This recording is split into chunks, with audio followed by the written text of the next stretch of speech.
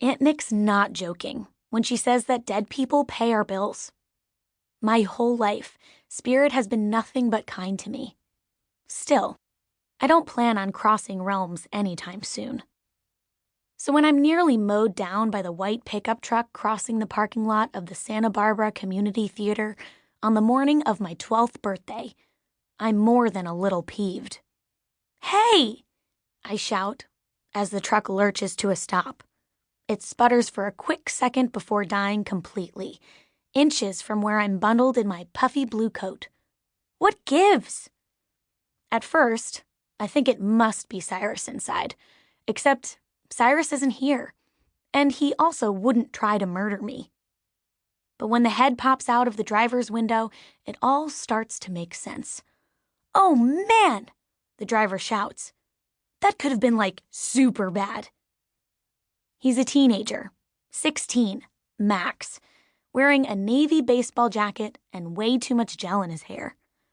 "So, I guess you're Jax," I greet him. He barely nods.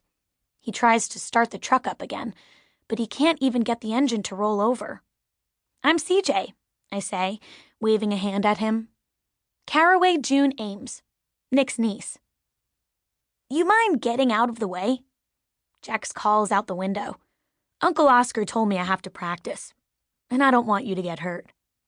There's a loud screech of metal meeting metal as he grinds the gears. "The only thing you're gonna hurt is that truck," I tell him.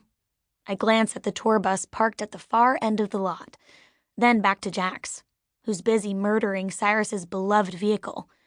I whip open the passenger's door. "What are you doing?" Jax asks. His dark eyes are huge, like he's afraid of me, even though he's the one who nearly just killed a person. I hop inside, slam the door shut, and readjust my headband to push my curls out of my eyes. "I'm teaching you to drive stick," I say. "How do you know how to drive stick?" Jax's knuckles are gripped tight around the steering wheel. "You're like 10.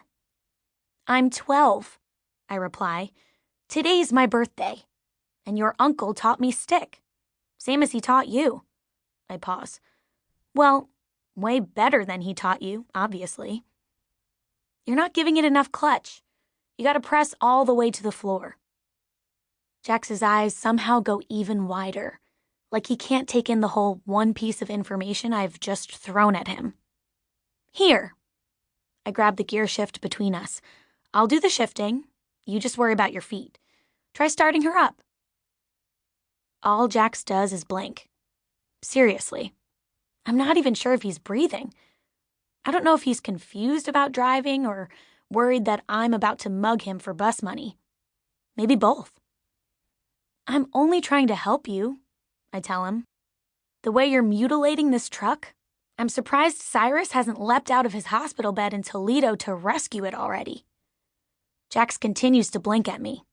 Silent. "Look, I know Oscar hired you because you're his nephew, and we're in a major pinch right now. When one of the key members of your 4-person crew decides to roll an ATV over his leg in the middle of your 60-city tour, it turns out you can't be too picky about finding a replacement. But you probably also know that Oscar's not, the most forgiving person, so if you want to last on this crew for more than 5 minutes, you might want to take my help." I guess that last part reboots him or something, because he finally says, "Uncle Oscar didn't tell me it was your birthday." I've known Oscar for over 2 years, and I know he cares about me in the way that, he wouldn't ever hope I got botulism, but still. "Your uncle's not too big on celebrations," I tell Jax. "Last year for Christmas, he gave me a high five."